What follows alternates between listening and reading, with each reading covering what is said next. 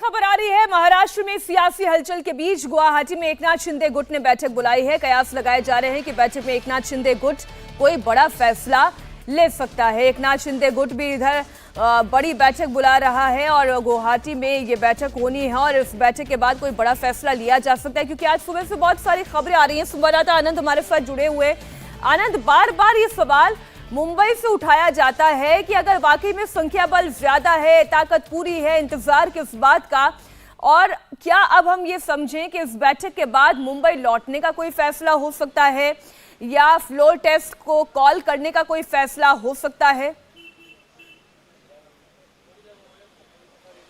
देखिए, मुंबई लौटने का फैसले में तो अभी वक्त है, उसमें 2 से 3 दिन लग सकता है। लेकिन जो बैठक बुलाई गई एकनाथ शिंदे गुट की तरफ से, जो अब से थोड़ी देर में शुरू होने वाली है, इसमें अगली रणनीति क्या होगी उसको लेकर चर्चा होगी, क्योंकि ये भी चाहते हैं कि फ्लोर टेस्ट हो, क्योंकि इनको पता है कि एमवीए गवर्नमेंट के पास अभी बहुमत नहीं रहा, क्योंकि उसमें से इतने ज़्यादा विधायक अगर गुवाहाटी बैठे हुए हैं तो उनके पास बहुमत नहीं, और ये चाहते हैं कि फ्लोर टेस्ट हो। लेकिन उसकी टेक्निकलिटीज़ क्या होंगी, और उसके लिए पहले गवर्नर सदन का सेशन बुलाए, विधानसभा सत्र बुलाए और फ्लोर टेस्ट के लिए कहें, उसके बाद इनका यहाँ से मूवमेंट होगा। और ऐसे में जो इनकी बैठक है उसके एजेंडे में यही है कि आगे की रणनीति क्या रहेगी, और फ्लोर टेस्ट के लिए अगर गवर्नर कहते हैं तो ये कैसे यहाँ से आगे जाएंगे, क्योंकि अगर ये पहले पहुँच जाते हैं तो जाहिर तौर पर इन पर दबाव बनाने की कोशिश होगी, जगह जगह इनका विरोध होगा। तो ऐसे में ये चाहते हैं कि एक बार गवर्नर विधानसभा का सत्र कॉल कर लें, फ्लोर टेस्ट का समय तय कर दिया जाए, और अगर उद्धव ठाकरे को उसको चैलेंज करना है तो वो उसको चैलेंज कर ले, और जब ऐन मौका है, जब फ्लोर टेस्ट का समय तय हो जाए तो उसके बाद ये यहाँ से वाया सूरत या यहाँ से डायरेक्ट मुंबई जाए। तो तमाम जो रणनीति है ये भी स्टेप बाय स्टेप चल रहा है। और ऐसे में पहले प्रेस कॉन्फ्रेंस करके आनंद ये कहा था कि जो बागी विधायक वहां पर बैठे हुए हैं उनमें से भी ऐसे 15-16 विधायक हैं जो उद्धव ठाकरे के संपर्क में हैं। इसे लेकर क्या कोई और जानकारी एकनाथ शिंदे के पास या उनके गुट के पास? जी देखिए, बहुत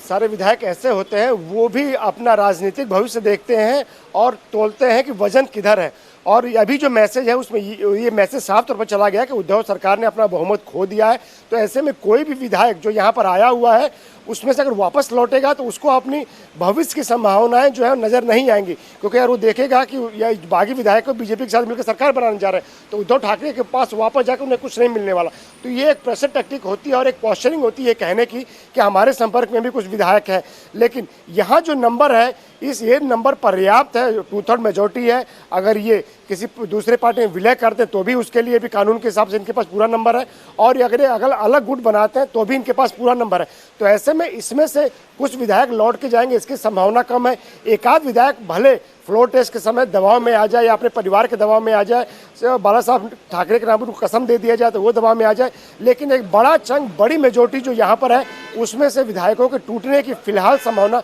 कम है, क्योंकि इनको ये नजर आ रहा है कि सरकार हमारी बनने जा रही है। और ऐसे में जब हमारी सरकार यानी कि इनकी सरकार बनेगी तो इनको भी पता है कि इनकी बात सुनी जाएगी, इनके काम होंगे, ये कार्यकर्ताओं की मदद कर पाएंगे और अगले चुनाव में ये जीत कर आ पाएंगे।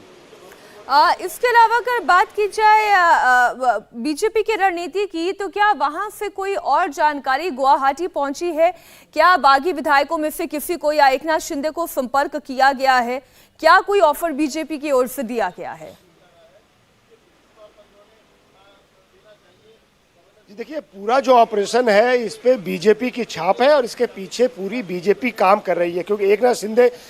के पास खुद इतनी ताकत नहीं है जो कि वो इतने बड़े ऑपरेशन को अंजाम दे सके। वो लगातार बीजेपी के एक बड़े नेता जो दिल्ली में बैठे उनके संपर्क में है और मुंबई में देवेंद्र फडणवीस के, इन दो नेताओं के संपर्क में लगातार एकनाथ शिंदे है और उनसे वो पल पल बात करके रणनीति बनाते, कोई भी बड़ा कदम उठाते हैं और जो उधर डायरेक्शन दिया जाता है उसको करते हैं। और जो इतने पहले इनको बीजेपी की तरफ से कहा गया था कि आपके पास पहले पर्याप्त नंबर होने चाहिए, जो एकनाथ शिंदे ने दिखा दिया कि मेरे पास फिलहाल 39 शिवसेना के बागी विधायक हैं। तो एक तरह से एकनाथ शिंदे का काम खत्म हो गया। अब जो जिसने इनको भरोसा दिया था कि अब नंबर ले आइए, आगे का ऑपरेशन हम करेंगे, अब सारा दारोमदार उनके ऊपर है कि कैसे जो नंबर यहाँ इकट्ठा है उसके बिना पर उद्धव ठाकरे सरकार को गिराया जाए और बीजेपी और शिवसेना के बागी विधायकों के गुट को मिलाकर वहाँ अगली सरकार बनाई जाए। और ये जानकारी मिल रही है कि 1 से 2 विधायक, बताया जा रहा है कि एक और विधायक यहाँ पर आ सकते हैं और 1-2 दिन में 2 विधायक और यहाँ पर पहुंचेंगे, क्योंकि उनको भी नजर आ रहा है, जो बाकी विधायक हैं उनको भी नजर आ रहा है कि अब एकनाथ शिंदे और बीजेपी की सरकार बनने वाली है और उद्धव ठाकरे की जो सरकार है वो डूबता हुआ जहाज है। तो ऐसे में कोई भी नेता होता है वो भविष्य देखता है और नेताओं से ज़्यादा बेहतर भविष्य कोई नहीं समझ सकता, तो वो भी नहीं चाहेंगे कि वो डूबते हुए जहाज में बैठे। लिहाजा यहाँ पर एकनाथ शिंदे का जो गुट है आने वाले दिनों में 1-2 दिन में और मजबूत होता दिख रहा है। इंडिया टीवी हर वक्त हर जगह डाउनलोड करने के लिए सर्च करें India TV news Google play store या ऐप स्टोर पर।